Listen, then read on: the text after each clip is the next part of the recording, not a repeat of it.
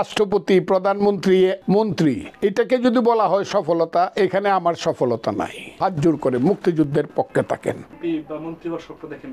কোনটা? আমার এটা তো স্বপ্ন না, আমি তো সংসদ সদস্য ছিলাম, কাজে এটা আমার কাছে স্বপ্ন না, এটা বাস্তবতা। যদি দল আমাকে নমিনেশন দেয়, আমি সংসদে যদি যেতে পারি, আমি মানুষের সেবা করব। এটা তো মানুষের আমার আকাঙ্ক্ষা থাকবে। আমি তো একজন রাজনীতিবিদ, আমি তো একজন দরবেশ না যে আমার কোনো চাওয়া পাওয়া নাই। নিশ্চয়ই আমার এমপি হওয়ার যে আছে, আমার এটা আকাঙ্ক্ষা না, এটা তো আমার অধিকার। এমপি হওয়ার অধিকার আছে আমার। দল যদি আমাকে আমি এমপি আল্লাহর রহমতে যদি হই, দেশের মানুষের সেবা করতে চাই, নিশ্চিত। এটা এই ব্যাপারে আমার কোনো নাই, রাগ ডাক নাই। আচ্ছা, আপনি আপনার 60 বছর কিন্তু রাজনীতি করেছেন, করে আসছেন, এখনো আপনি চলমান। আপনার পরিবার নিয়ে আমি একটা ভিডিও করেছিলাম, সেখানে পারিবারিকভাবে আপনি একজন সফল ব্যক্তি, এটা বলা যায়। কিন্তু রাজনীতির মাঠে আপনি কতটা সফল বলে মনে করেন নিজেকে?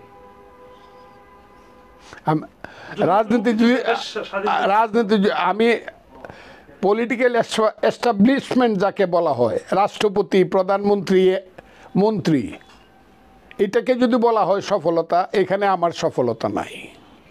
কিন্তু রাজনীতি যদি মনে করেন জনগণের যে সবচেয়ে প্রিয়, সে হইল রাজনীতিবিদ, বড় রাজনীতিবিদ, এইখানে আমার নম্বর আছে।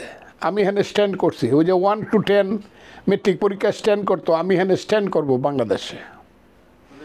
আমি এটা চ্যালেঞ্জ করতে পারি, বাংলাদেশের যে কোনো মাঠে, যে কোনো অবস্থানে, চট্টগ্রামের লালদিঘি ময়দান, কুমিল্লার ভিক্টোরিয়া ময়দান, সিলেটের মাদ্রাসা ময়দান, রাজশাহীর ভুবনমোহন পার্ক, দিনাজপুরের মাদ্রাসা ময়দান, কিশোরগঞ্জের স্টেডিয়াম, ময়মনসিংহের টাউন হল ময়দান অথবা সার্কিট হাউস ময়দান, মুক্তারপাড়া ময়দান, নেত্রকোনা, যত আছে মাঠ, আমি এটা বলতে পারি ফজলুর রহমান যে কোনো মাঠে যাবে, সেই মাঠে মানুষ ভরা থাকবে, কোনো মাঠেই খালি থাকবে না। এটা চেষ্টা করে দেখতে পারে সবাই, এটা আমি জানি। আল্লাহর রহমত এটা বলছি, আমি জনতার কাছে জয়ী। জনতা আমাকে বলছে ইয়েস, তুমি এলা সফল রাজনীতিবিদ। আমি এটা মনে করি, এটা আমি দাবি করি যে পাবলিক, যে সাধারণ মানুষের কাছে আমার সেই দাবি আছে যে তারা মনে করে যে ফজলুর রহমান আমাদের কাছে খুব সফল রাজনীতিবিদ।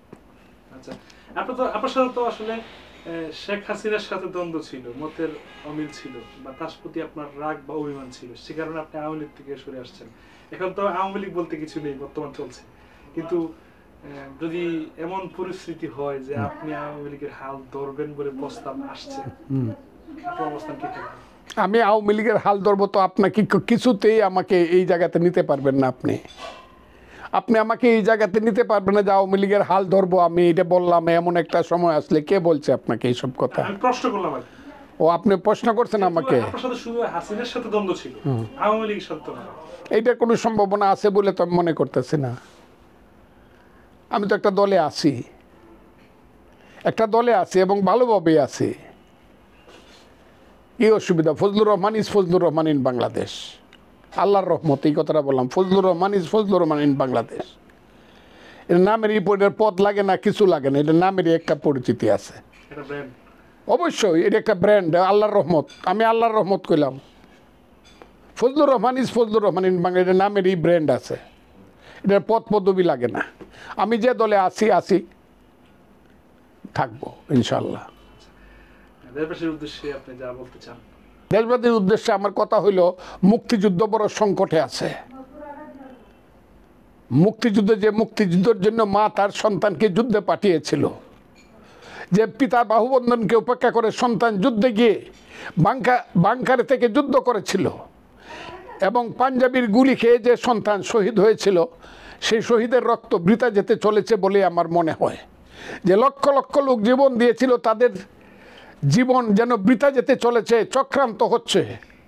আমার যা দেশবাসীর প্রতি হলো, মুক্তিযুদ্ধ বড় বিপদে আছে।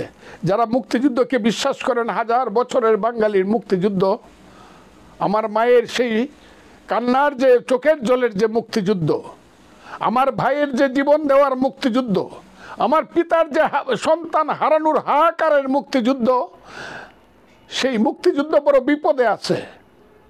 আমি দেশবাসীকে আহ্বান করব, সেই মুক্তিযুদ্ধকে আপনারা ধারণ করেন এবং মুক্তিযুদ্ধের পক্ষে থাকেন। আমি তাদেরকে সে আহ্বান করব, হাত জোর করে মুক্তিযুদ্ধের পক্ষে থাকেন। বাঙালি জাতির হাজার বছরের স্বপ্নের মুক্তিযুদ্ধকে আপনারা বাঁচান।